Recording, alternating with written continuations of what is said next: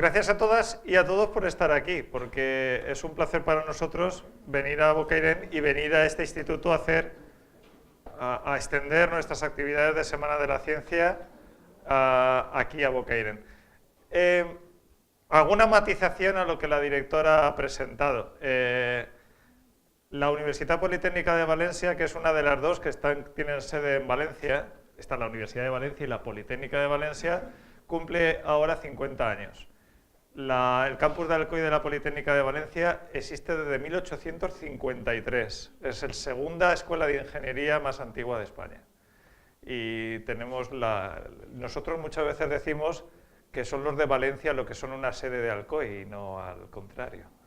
Los alcoyanos somos así un poco potentes en ese sentido. La Semana de la Ciencia lleva 15 años en el campus de Alcoy. Cumple 15 años. Y el objetivo de la misma es difundir la ciencia y la tecnología a todos los ciudadanos. Y quería preguntaros antes de pasar con Jaime, ¿quiénes de vosotros estáis en humanidades o ciencias sociales? Levantad la mano. Bastantes. El objetivo, fijaros, al resto también os queremos mucho, que estáis en ciencias, tecnología, pero el objetivo es que todo el mundo tenga cultura científica, no solo aquel que estudia ciencias. La cultura científica es extremadamente necesaria en vuestra vida presente y futura. Mi hijo quiere estudiar historia y el rector de la Politécnica el otro día, Paco, le recomendó que aunque estudie historia, estudie algo de programación, por ejemplo. No tiene nada que ver. Es lenguaje de las máquinas. Las máquinas van a estar presentes en nuestra vida y conocer su lenguaje es tan importante para el que estudia tecnología como para el que estudia humanidades. Lo que queremos hacer con la Semana de la Ciencia es extender un poco difundirla entre todos los ciudadanos, en especial, insisto, aquellos que tienen menos acceso a la ciencia y a la tecnología, que no la veáis como algo negativo, sino como algo positivo y de progreso. Dicho lo cual, quiero presentaros a Jaime Lora, compañero del Departamento de Ingeniería Química y Nuclear.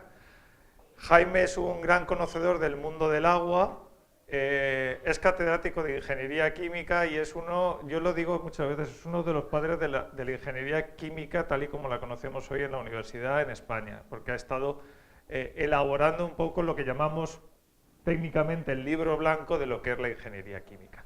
Él ha sido director del Departamento de Ingeniería Química y Nuclear, tiene una trayectoria en investigación y en docencia muy importante y tiene una facultad, que es la de poder contar la ciencia de una manera, insisto, divulgativa y que todo el mundo entienda. Y como lo suyo es el agua, trabaja en el campus de Alcoy y queremos aprovechar el know-how de nuestra potencial para sacarlo y contaros cosas en el territorio, pues nada mejor que hablar de agua, porque si antes os decía que el conocer los temas de ciencia y tecnología era importante, el tema del agua es estratégico y crucial y en el futuro lo vais a vivir vosotros cada vez como algo más importante y que va a delimitar mucho el progreso de la humanidad, el tener acceso al agua. Y no solo me refiero en esta zona de España que es compleja, sino en todo el mundo. Así es que sin más dilación, me gustaría que recibierais con un fortísimo aplauso a Jaime Lora. Muchas gracias a todos por vuestra presencia. Agradecer al centro que nos acoja en esta mañana, fresquita, por lo menos para mí, para vosotros igual estáis acostumbrados a este fresquito, y la generosidad de la presentación de Juan, que se nota que nos quiere mucho a los miembros de nuestro departamento. Antes de empezar, después de estos agradecimientos, tengo que decir que, es un placer, porque tengo un doble reto hoy. Los científicos, cuando estamos trabajando, tenemos una misión que es, llegar a unos resultados después de plantear una larga trayectoria de hipótesis, pero al final lo importante es que alguien conozca esos resultados y que mejor que los ciudadanos que financian nuestra investigación sean los primeros en reconocer que al menos ha habido algún éxito y después que sirve para algo. Esta es mi misión en primer lugar, y la segunda es convencer a mi hija, que está también en cuarto de ESO, que me decía esta mañana: papá, no se van a enterar de nada. Digo, espero que por lo menos consiga convencer a alguno de los presentes y así estaremos todos contentos. Bien, sin más dilación, voy a iniciar la ponencia, que su nombre es La ciencia del agua. Para contextualizar la ciencia de cualquier elemento básico de la tecnología, conviene hacer algunos matices que a continuación iremos presentando, porque si no el discurso es muy extenso y al final se disipa y no nos quedamos con las grandes ideas que voy a anticipar. La ciencia del agua nos debe transmitir que el agua es una responsabilidad compartida por todos los que estamos aquí y todos los ciudadanos del mundo. Esta es la primera reflexión que uno hace cuando está trabajando día a día con el agua, porque el agua es el elemento vital y es el que mueve todo el desarrollo tecnológico y confiamos en que sea sostenible. Esta es nuestra intención en transmitir en esta ponencia. Bien, antes de seguir, ya Juan ha dicho que pertenecemos al Instituto de Seguridad Industrial, Radiofísica y Medio Ambiente.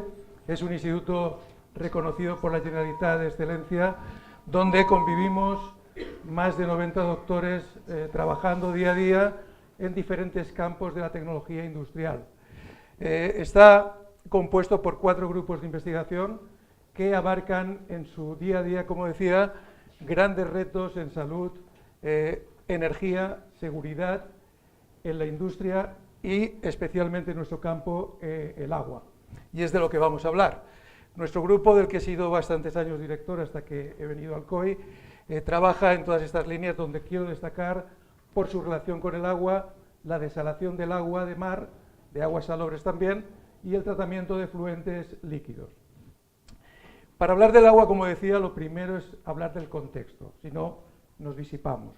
En segundo lugar, vamos a hacer un viaje al futuro para ver que las cosas no van a pintar tan negras dentro de unos años, cuando vosotros seáis los que dirijáis nuestra sociedad, que eso espero, que siga habiendo sociedad, y lo vamos a ver claramente, y por lo menos aprenderemos una lección para que cuando llegue esa época hayamos visto lo que hemos conseguido.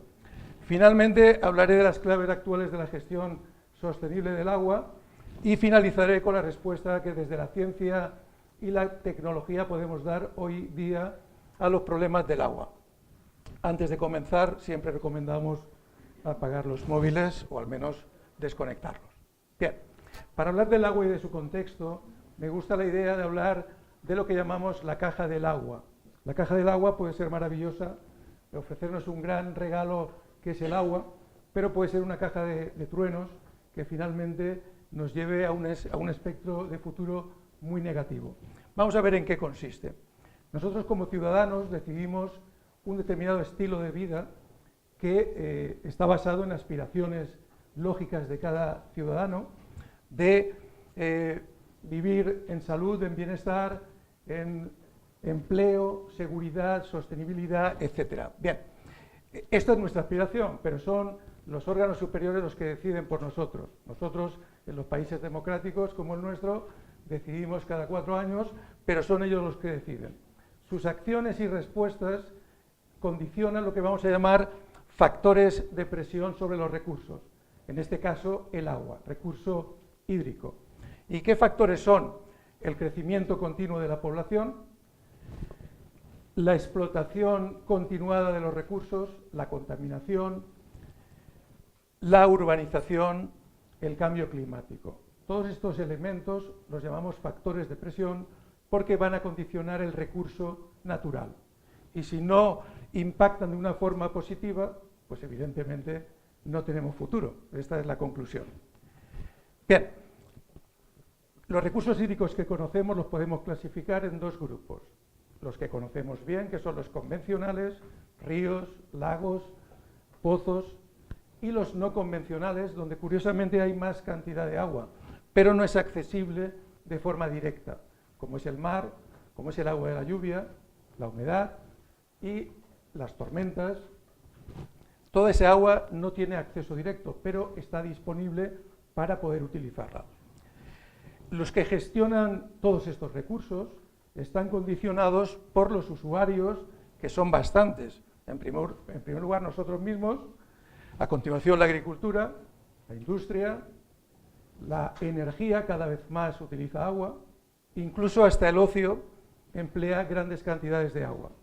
Bien, toda esa demanda de agua es la que condiciona el estilo de vida, por tanto, con esto cerramos la caja y, como decía, si esa caja reúne condiciones de ser un maravilloso regalo como agua, será perfecto, pero si no, veremos que el futuro pinta muy negro.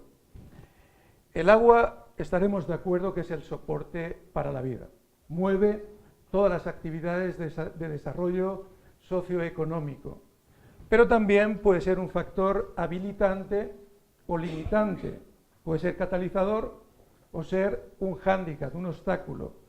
Puede ser fuente de bienestar, pero también puede ser fuente de miseria, la transmisión de enfermedades, la escasez, etc.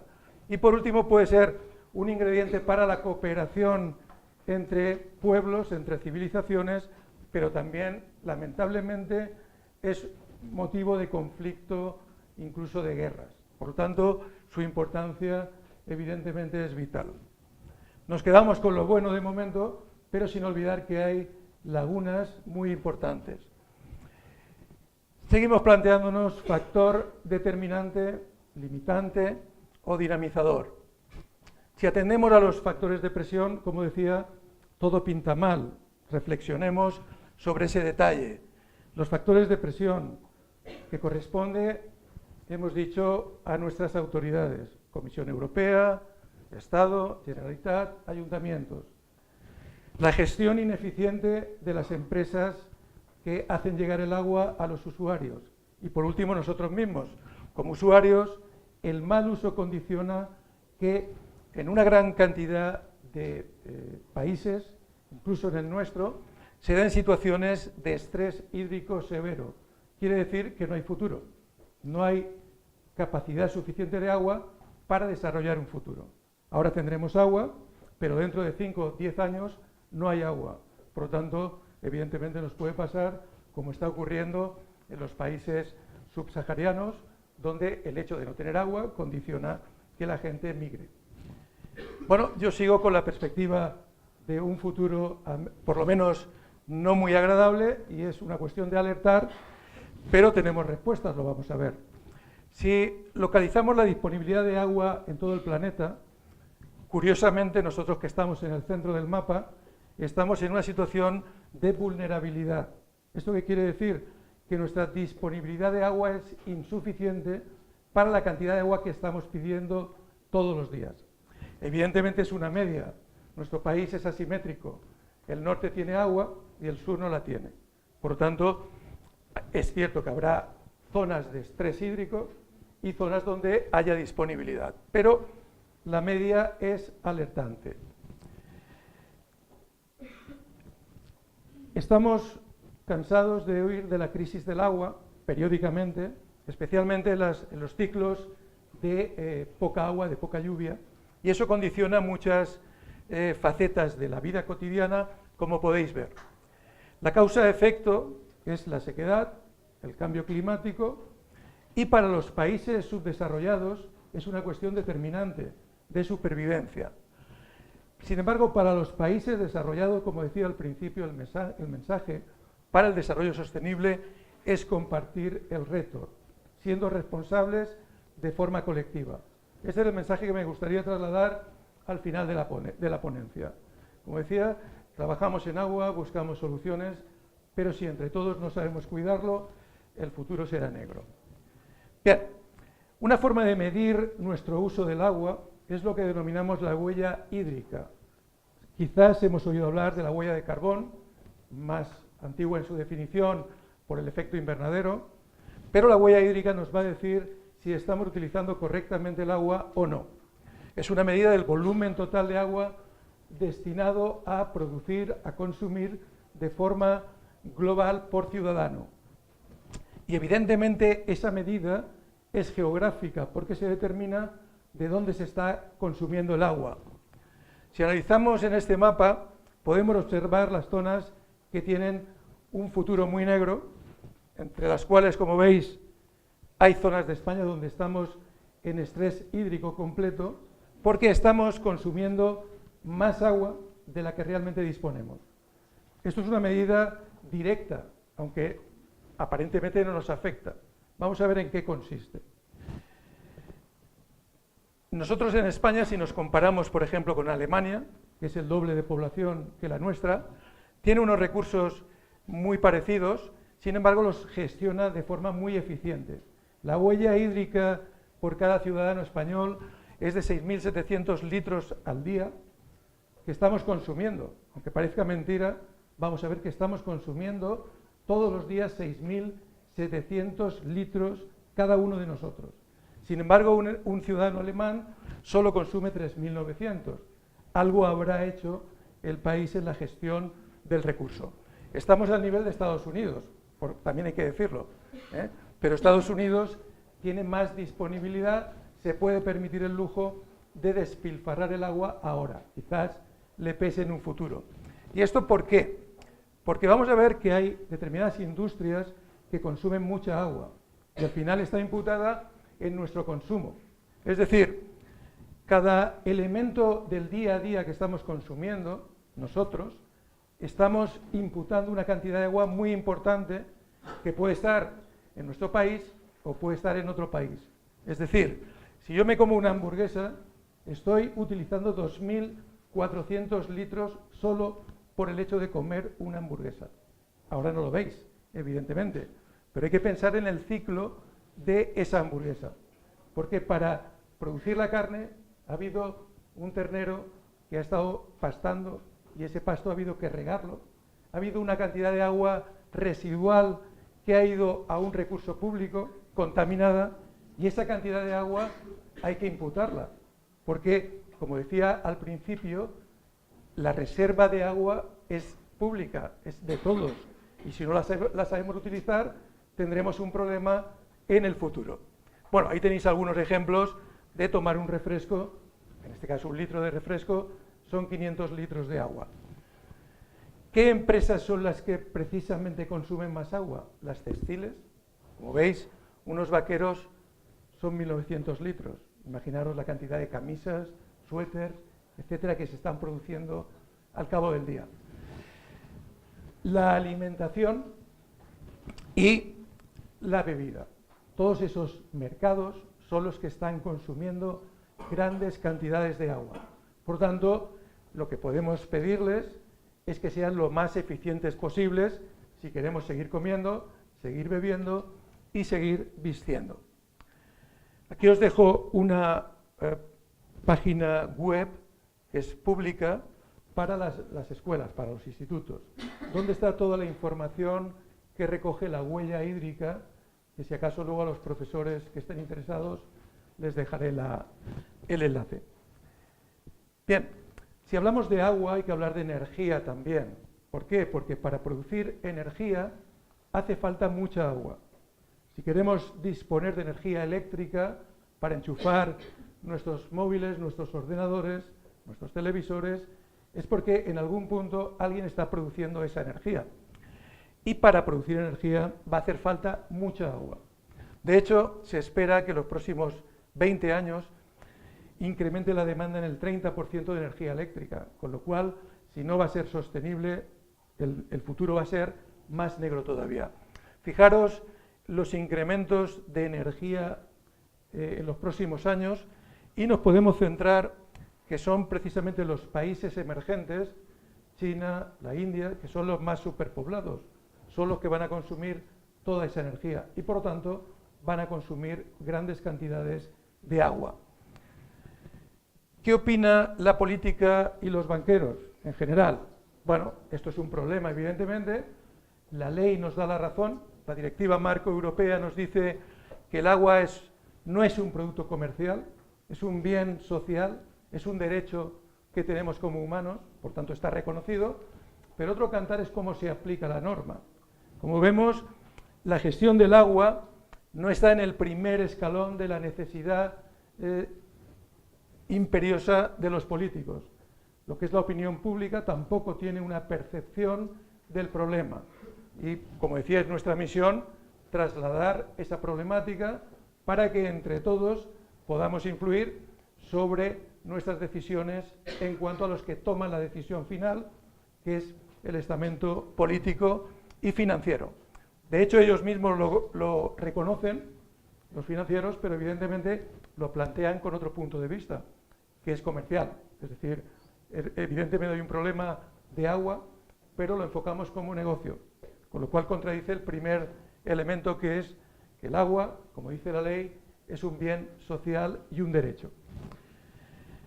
Por lo tanto, nos seguimos preguntando si el agua va a ser o es un elemento dinamizador de la sociedad para vivir mejor, o sin embargo es un factor limitante que restringe nuestro desarrollo. Los hechos pintan mal, como decía, si se cumplen. Estos son previsiones del cambio climático. En el 2050 nuestro país estará seco. Estamos rodeados de mar y de agua, pero no tendremos agua disponible para seguir al ritmo que vamos. Y algunos detalles muy cercanos, en la parte de Alicante. Este era un pantano de hace tiempo, la foto, y esta es la situación real cada ciclo seco. Es decir, son elementos claros de que algo está pasando. Y nosotros tenemos la respuesta. Por eso, aunque todo pinta mal, vamos a hacer un pequeño viaje al futuro. Esto sería la noticia hoy, o aproximadamente hoy, en esta ciudad. Y parece que, bueno, tenemos agua cerca, pero esto se acaba. Si no sabemos utilizarla, se acaba. Sin embargo, si echamos una vista al periódico o a la página web del Ayuntamiento, en el 2050, parece que algo hemos hecho bien, porque el panorama es muy diferente. Y vamos a ver por qué. Bueno, va a hablar de los puntos claves en el desarrollo del agua. La agricultura deja de ser vulnerable. Se utiliza el agua de la lluvia y la tecnología del campo avanza y es muy eficiente. Se utilizan todos los residuos posibles. Se utiliza agua para desarrollar instalaciones hidroeléctricas sostenibles y gratuitas que alimentan, como decía, a millones de ciudadanos. Las normas cambian.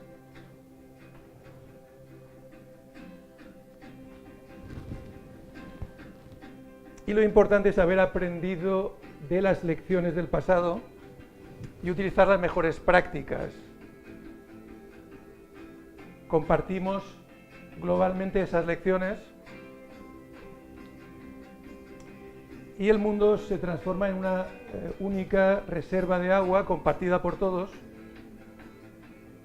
que involucra a todos los estados. Y lo que es más importante, favorece la interacción de los estados, la comunicación entre fronteras.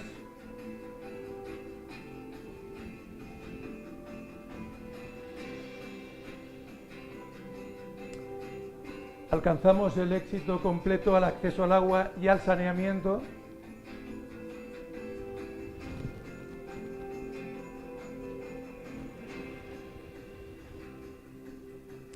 Las infraestructuras de las ciudades contemplan la reutilización completa de los residuos y del agua.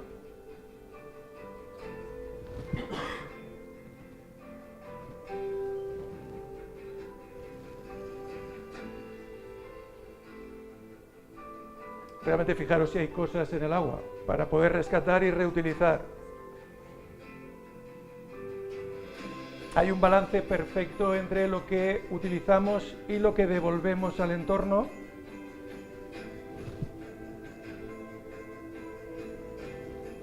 Por lo tanto, los ecosistemas no sufren, se conservan, y para ello la reutilización es el mayor contribuyente a ese equilibrio.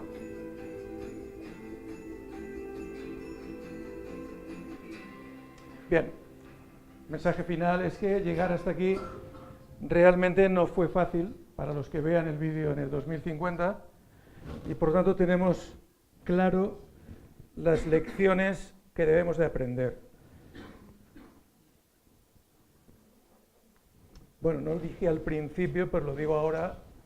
Si alguien tiene alguna duda por el camino, no pasa nada si interrumpe y me pregunta, que sea dinámico, si no también es aburrido para mí siempre hablar. Y repito, si hay alguna duda, paráis, me preguntáis y resolvemos.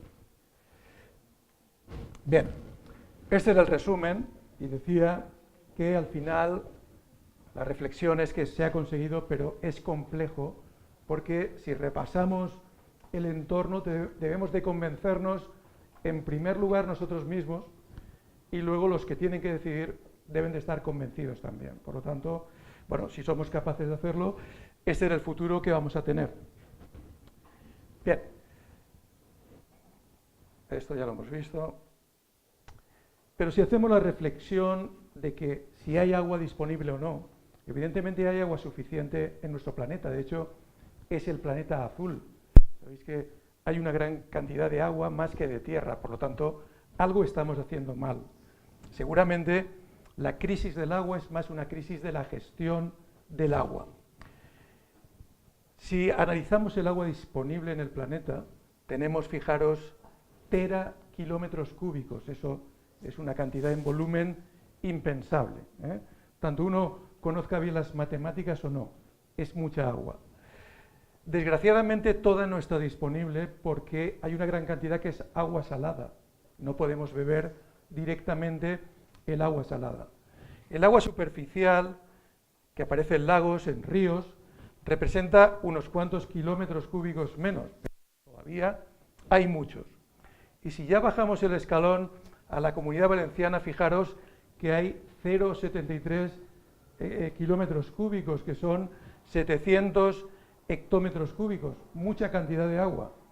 Pero el problema no es tener esa cantidad, sino la disponibilidad de uso directo de esa cantidad. ¿Por qué digo esto? Porque gran parte de los recursos naturales no cumplen los estándares de calidad que nos merecemos a la hora de utilizarlos. Por lo tanto, requieren un tratamiento. Y eso es una cuestión económica. Por lo tanto, tenemos un primer problema. Por otra parte, el ciclo hidrológico no utiliza esa cantidad de agua. Solo utilizamos una pequeña parte. Fijaros que de los 44.000 disponibles, cuando llegan los recursos a las ciudades, se han quedado por el camino pues cerca de 25.000, 26.000 kilómetros cúbicos, mucha cantidad de agua, que al final vuelve al mar. Por lo tanto, estamos perdiendo una gran cantidad de agua. Y lamentablemente, de la que utilizamos, hay una fracción que devolvemos como residuo. Es decir, no cumplimos el equilibrio de devolver el agua en las mismas condiciones que la hemos cogido. Por lo tanto, tenemos un problema de desajuste en el balance. En España utilizamos una gran cantidad de agua, por media 140 litros por habitante y día. Es cierto que habrá ciudadanos que consuman más, otros menos, pero esta es la media del país. ¿Y en qué nos gastamos el agua? Fijaros que el 76% en agricultura. Los ciudadanos solo consumimos del orden del 13%, donde están incluidos todos los usos municipales, no solo lo que consumimos en casa, sino lo que consumen los jardines, las piscinas, etcétera, etcétera. En el ciclo integral tratamos de paliar el desequilibrio del balance de calidad mediante depuradoras y potabilizadoras, pero al final la ley nos permite vertir al mar, al río, con una calidad inferior a la que hemos captado el agua. Y ahí viene el desbalance. Y además, puesto que hay una relación directa entre la energía y el agua, los sistemas de tratamiento son poco eficientes. Por tanto, hay que exigirles más eficiencia para que consuman menos energía y, por tanto, consuman menos agua. ¿Qué puede hacer la innovación tecnológica? Bueno, puede hacer muchas cosas, pero algunas pueden ser positivas y otras negativas. Con esto debemos de tener mucho cuidado. Es decir, la innovación tecnológica es un factor de presión desde el ciudadano hacia la investigación, porque el ciudadano quiere vivir mejor, quiere disponer de elementos más modernos y eso requiere investigación. Pero claro, si la investigación se orienta a sistemas poco sostenibles, está haciendo un flaco favor al desarrollo sostenible. Sigue siendo innovación tecnológica, pero puede ir en contra del desarrollo sostenible y eso requiere una meditación. Los cambios tecnológicos son importantes, como ciudadanos nos gustan, porque vivimos mejor, con más bienestar, con más comodidad, con más seguridad, pero eso puede ser un hándicap, puesto que hay que fabricar nuevos elementos que requieren agua y energía, que son los recursos básicos. Si para vivir mejor malgastamos el agua y la energía, al final esa innovación tecnológica no es positiva. Es positiva para la comodidad, pero no es positiva para el desarrollo sostenible. Y por otra parte, la presión positiva conviene que los países menos favorecidos tengan facilidad para poder utilizarla. Porque si no creamos una asimetría, el norte vive mejor y el sur no dispone de tecnología porque no es capaz ni siquiera de pagarla. Por tanto, la innovación tecnológica debe ser generosa con los más desfavorecidos, porque si no vamos a crear, como decía al principio, una disfunción de la sociedad. Habrá una franja que viva muy bien, muy cómoda, con muy bienestar, pero en muchos casos a costa de los recursos que se captan en otros países. Habéis visto la huella hídrica en el consumo de agua y lo mismo ocurre con la energía eléctrica. Por tanto, innovación tecnológica sí, que vamos a decir los que trabajamos en ello, pero con esa precaución de que no distorsione el futuro sostenible. ¿En qué puede ayudar la innovación tecnológica al agua? Fijaros si puede participar. Desde la investigación ambiental, energías renovables, la sociedad de la información, de la comunicación, la biotecnología. Podemos utilizar los microorganismos básicos para desarrollar procesos novedosos de bajo coste energético y de bajo consumo de agua. Y por último, la nanotecnología, que eso es lo que me voy a centrar a continuación como otro elemento que ayude a mejorar el uso del agua. En nuestro grupo de investigación trabajamos en membranas semipermeables. Los que habéis estudiado biología sabéis que es una membrana semipermeable, es decir, la que protege el núcleo de la célula o forma parte de la célula para que podamos seguir viviendo todos. Si la membrana deja de funcionar, evidentemente la vida desaparece. En este caso, el método que utilizamos se fundamenta en el uso de estas membranas y está basado en la observación de la naturaleza, en este caso de la membrana celular. Y vamos a ver cómo funciona. De forma sintética, las membranas que preparamos dejan pasar agua y no dejan pasar absolutamente nada más. Por tanto, es un producto ideal para obtener agua pura, que pasa a través de la membrana, como lo hace la membrana celular. ¿Cuál es la diferencia? La diferencia es que la membrana celular es perfecta, es de la naturaleza y por tanto funciona al 100%, y si no ya sabemos lo que pasa, y las sintéticas no hemos sido todavía capaces de alcanzar esa perfección, pero el camino está marcado. Bien, el fundamento es muy sencillo. Tenemos la membrana y a través de ella solo puede pasar agua. Por lo tanto, podemos tratar aguas residuales y agua de mar o agua salobre y obtener agua dulce a partir de agua de mar. Observamos cómo funciona la membrana celular y si nos acordamos, su composición es una cadena de lípidos, de grasas, que son impermeables al agua. Por tanto, es una membrana impermeable. Pero ¿cómo pasa entonces el agua? Porque la célula necesita agua para vivir. Pues gracias a unas proteínas que aparecen incrustadas en los ácidos grasos, son proteínas o cadenas de aminoácidos que se adaptan para elegir la especie que puede atravesar la membrana. En este caso el agua. El agua llegaría a la pared, diría, por la grasa no puedo pasar. Si en ese momento la célula no tiene sed, la proteína se cierra y tampoco pasa agua. Pero si la célula tiene sed, la proteína se abre, se adapta y deja pasar las moléculas de agua. Pero no deja pasar cualquier otra cosa. Se adapta para que solo pase el elemento que necesita. Esta es la perfección, es la naturaleza. Nosotros hemos conseguido algo parecido, pero queda mucho camino por recorrer y ahí está la innovación tecnológica que decía antes. Nosotros practicamos con productos, polímeros, materiales, nanomateriales que tratan de simular la estructura de la célula. Y aquí tenemos un ejemplo de ellos.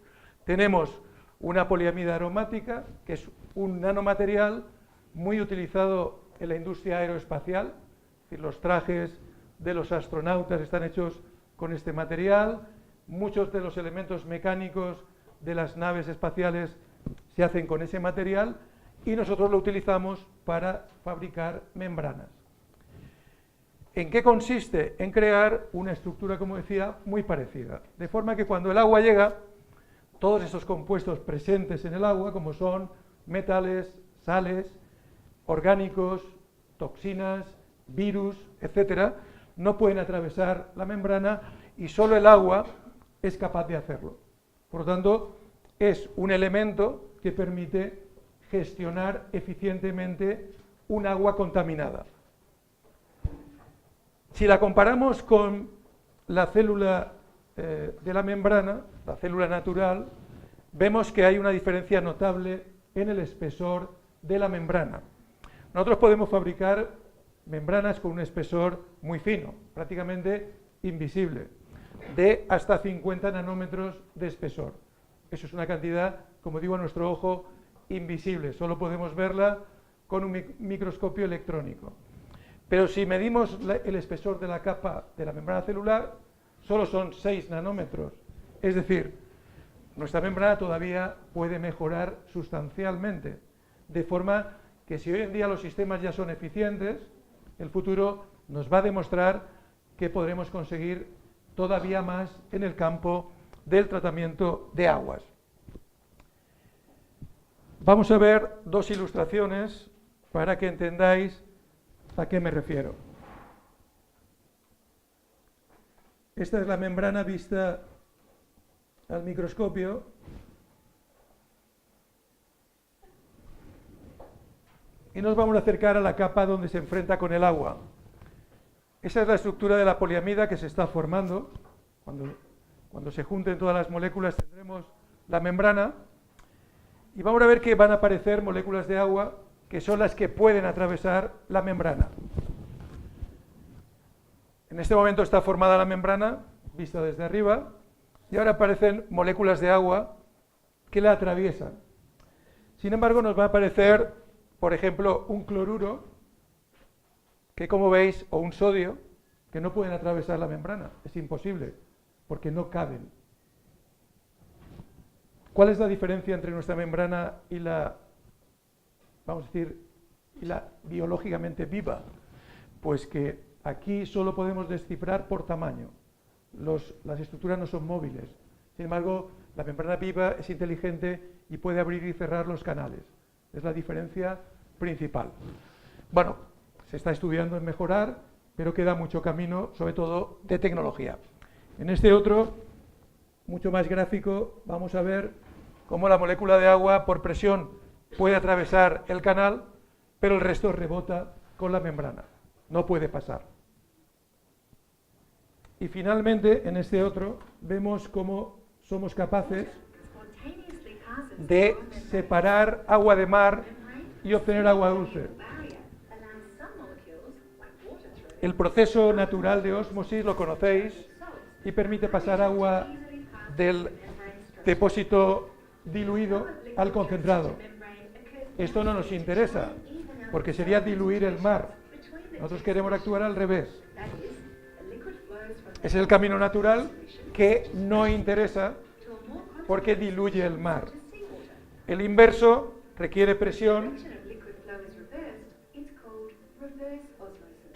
Ósmosis inversa actúa sobre el agua, la hace pasar por la membrana y las sales no pasan. Es decir, agua dulce a partir de agua de mar. Bien.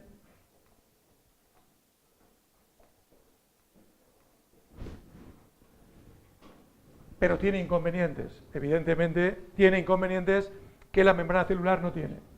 En este caso, tenemos problemas de ensuciamiento que hay que evitar.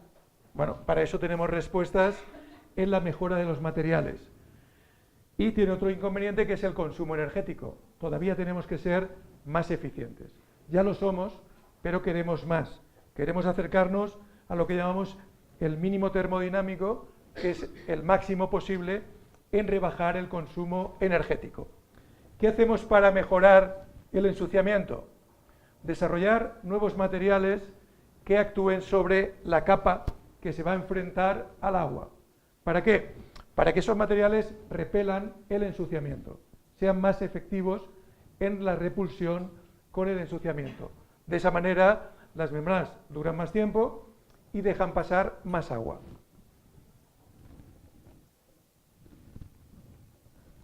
Bien, si nos centramos ahora en la situación de nuestro país, en cuanto a la gestión del agua, vamos a ver que hay mucha agua que se podría utilizar y no lo hacemos.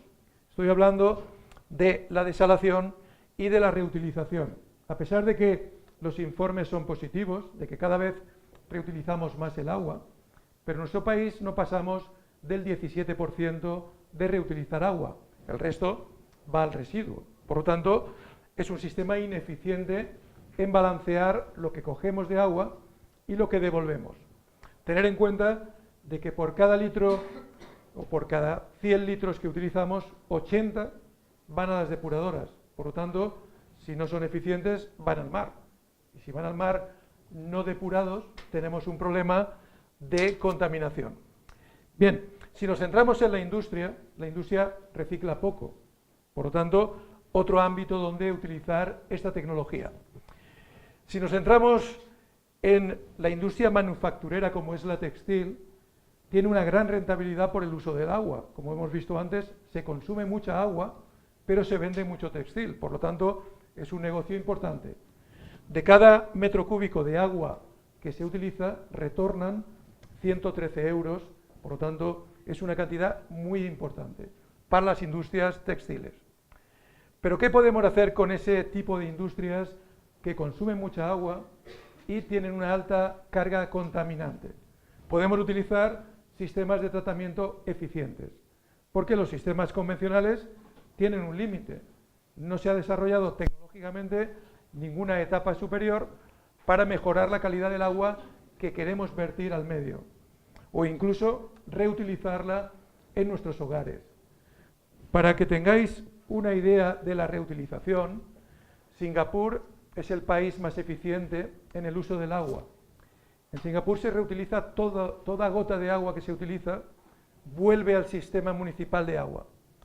En el extremo de que una refinería de petróleo, que consume mucha agua, tiene su depuradora, pero es una depuradora eficiente, es una depuradora segura, que permite reutilizar toda el agua residual de la refinería de petróleo a la red municipal, con lo cual va a los hogares y se bebe. Fijaros hasta qué grado de reutilización se puede alcanzar. En nuestro país esto está prohibido por ley, pero llegará el día que exijan sistemas eficientes seguros como estos que os estoy presentando para no tener ninguna dificultad en poder beber este tipo de agua, que al fin y al cabo es la misma que hemos cogido del recurso natural. El balance se debe de cumplir. Y entonces, aunque ahora nos choca porque tenemos agua, pero llegará un momento que habrá que decidir si estamos en la zona de vulnerabilidad, pues tendremos que recurrir a técnicas eficientes. Recordar que nuestro país, además de la disponibilidad que os he anunciado, que es baja, cada vez más viene más gente. Es decir, el incremento demográfico no es propio, no es autóctono, sino que es externo. ¿Qué quiere decir? Que si seguimos creciendo, los recursos no cambian, luego salimos a repartir con más gente. Por tanto, la disponibilidad va a bajar. Con lo cual, si no buscamos recursos no convencionales, no tendremos agua para todos. Y este es el debate de futuro.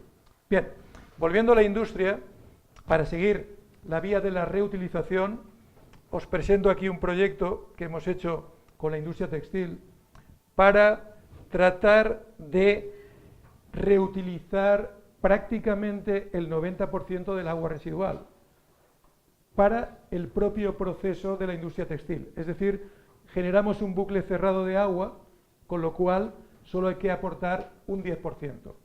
Por lo tanto, el beneficio en el consumo es muy grande. ¿Cómo conseguimos esto? Utilizando membranas de ultrafiltración y de ósmosis inversa, que, como hemos visto, son capaces de dejar pasar solo el agua. Por tanto, la contaminación orgánica, el color, la dureza del agua, no atraviesa la membrana. Esta es la industria estudiada, esa es la instalación convencional, que el agua, incluso depurada, no cumple con la legislación, por lo tanto, no se puede vertir. ¿Qué ocurre? Que, bueno, si no vierto, cierro la textil y entonces interviene la decisión política que os decía al principio, que es la que al final condiciona todo el proceso. Es decir, si yo llego al límite de la depuración con la tecnología convencional y no consigo depurar bien, tengo que quitarme el agua de encima. Pues entonces se busca una negociación para que sea el menor daño posible para quitarnos el problema de encima. Bien, pues esta solución pasa por utilizar membranas. Llevamos una instalación piloto a la empresa y, bueno, después de los resultados experimentales, lo más visual es este. Es decir, el agua depurada de la industria textil es la de la izquierda, la número 1. Esa es la que se vierte actualmente a un cauce seco, pero que evidentemente va a llegar al mar, se va a infiltrar en el terreno y con el futuro será un problema. Y la de la derecha es el agua obtenida mediante membranas, es decir, un agua de alta calidad que se puede utilizar en el propio proceso. El índice de recirculación es del 90% y, por lo tanto, realmente es un ejemplo de lo que se puede hacer. ¿Cuál es el inconveniente?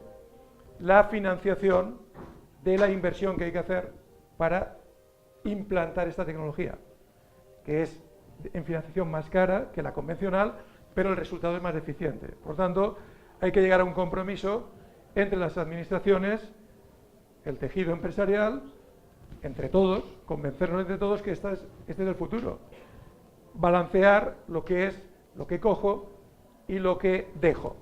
Y ya, para terminar, tengáis tiempo de preguntar alguna cosa. Esta es la paradoja del agua. Nuestro país consume mucha agua embotellada. Somos capaces de pagar, siendo generosos, hasta 30 céntimos por un litro embotellado.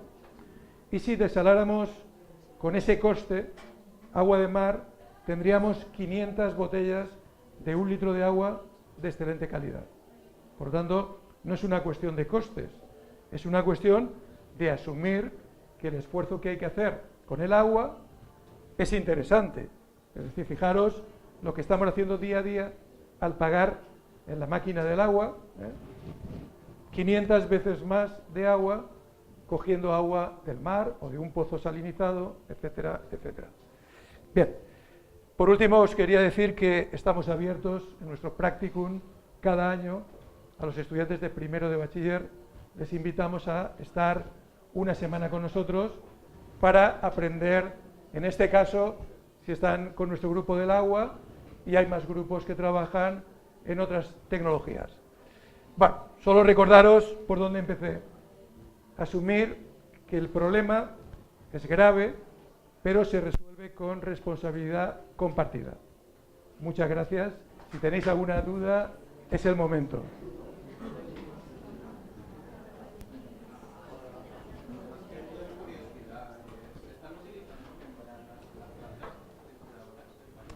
Se empiezan a utilizar en las plantas convencionales como lo que se llama tratamiento terciario. Pero la inversión es alta y las empresas, de momento, no están por la labor. Cuando no queda más necesidad, hay ejemplos, sobre todo en Cataluña, donde hace falta mucha agua y las propias empresas forman un consorcio para financiar el terciario que funciona con membranas. Por tanto, sí que hay ejemplos. Muy bajo, muy bajo. Digamos, seguimos con el tratamiento convencional de todas las depuradoras, pero cumplimos al margen, digamos, justo de la ley, pero no es suficiente. Tenemos un problema de futuro que es la contaminación emergente, que no vemos, y es culpa de todos nosotros. Es decir, que utilizamos cada vez más fármacos, cosmética, para estar guapos y guapas. Todo eso, ¿dónde va? Al agua. Va a la depuradora, el sistema es incapaz de tratarlo, está diluido, pero al final se acumula en el medio. ¿Cuál es el problema? Que empieza a degradar la parte viva, las algas, los peces, cualquier microorganismo activo empieza a acumular esos fármacos que no puede depurar y al final se muere. Y lo que es más importante, el que no se muere y es resistente, sigue la cadena trófica y llega a los alimentos. Es decir, podemos empezar a comer peces, cangrejos, que llevan acumulados esos venenos, que aunque siguen siendo diluidos, el margen es que va creciendo. Se llama emergente porque no se ve. Cuando digo no se ve es que no es capaz de detectarse con las analíticas convencionales. Se requieren analíticas más potentes para determinar, y eso tiene que venir, porque es un problema de riesgo. En Valencia, no voy a decir qué zona, ya algunos veranos han tenido detección de fármacos que no pueden estar presentes en agua potable. Entonces se cierra la planta potabilizadora y se trae el agua de otro sitio, plantas portátiles de agua potable para poder beber. Esto sucede cuando se sobreexplotan los acuíferos, que es un grave problema, y se concentra la contaminación recalcitrante, la que no es capaz una depuradora de tratar y de eliminar. Eso es un problema importante. Pero que ahí estamos participando todos. Es curioso, aunque sea anecdótico, por ejemplo, la detección de consumo de drogas en los fines de semana se aprecia perfectamente en los análisis del agua de las aguas de las centrales depuradoras.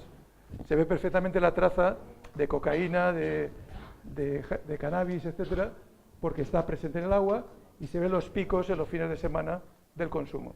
Quiero decir, la tecnología detecta, pero igual que detecta esto, detecta ibuprofeno, ansiolíticos, etcétera.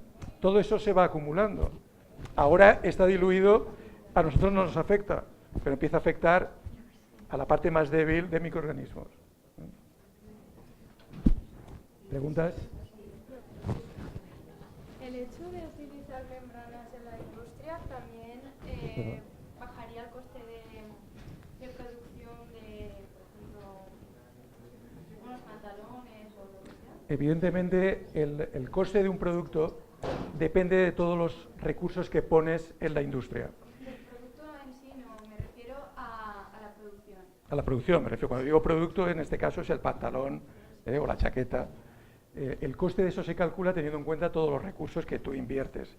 Y el agua en el textil es el más importante, junto con la energía. Por lo tanto, si tú ahorras en consumo de agua, redunda en el abaratamiento del producto. Para que te hagas una idea, en el agua producida para beber, por ejemplo, en San Vicente nos abastecemos en parte de la desaladora de Torrevieja y de Alicante. El coste hace 10 años era de casi 2 euros el metro cúbico y hoy en día son 60 céntimos. Es decir, la mejora tecnológica ha hecho bajar los costes y eso repercute en los costes. Si fuera al revés, los vaqueros costarían cada vez más caros. ¿Por qué? Porque la empresa tendrá que invertir en depuradoras. Si no, finalmente las van a cerrar, por ley, porque si no, no podremos sobrevivir. Con lo cual, al final, si no condicionamos el balance, el textil será más caro cada vez más. O se irá de aquí a sitios donde permitan desaguar las aguas sin problema. Ese es el otro riesgo. Por eso la responsabilidad es importante, porque si no contribuimos, corremos el riesgo de que las empresas se nos vayan por problemas ambientales. ¿Quién había levantado la mano por ahí? Era referente al abaratamiento del recurso. Sí, sí. Es necesario que se sepa preparar, o sea, la tecnología es posible y ya tiene algo en el mar. El tema es una concesión a nivel mundial de abaratar y si el proceso es más barato. Sí, sí. Es que si no, es impensable, es que la población es exponencialmente y en el 2050 seremos 100 millones. Correcto, correcto. Pero no hay otra solución.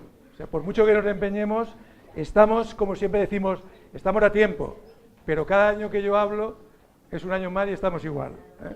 Nosotros hacemos el esfuerzo de difundir, de conectar con las empresas, plantearles proyectos, pero bueno, es difícil, ¿eh? Posible es, ¿eh? Y económico es, pero hay que invertir. Es decir, la inversión no es un problema, el problema es la producción.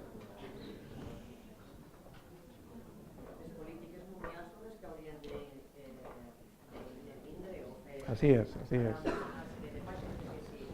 Si así no es conseguir una serie de activitats que poden resultar contaminants i se'n van a un altre lloc, redunda en Claro, claro, así es, así es, así es. Así es. Así es. Yo te decía, en la ley está claro, y en fin, la ONU, la UNESCO, lo dicen muy claro desde hace mucho tiempo. Ahí conocéis los objetivos del milenio, ahora tenemos los objetivos del desarrollo sostenible, y en todo está el agua como elemento, no digo el único, pero bueno, hay otros, ¿eh? Pero es igual de importante que los demás. Entonces, eso está escrito. Es como los 10 mandamientos, están escritos, pero todos pecamos al final, ¿no? Pues esto ocurre igual. Si no somos responsables, o al menos nos confesamos de vez en cuando, esto va mal, ¿eh? Pero bueno, seamos optimistas, creamos que el vídeo tiene razón, ¿eh? Y yo confío, ¿eh? Por nuestra parte haremos todo lo posible. Muy bien, gracias.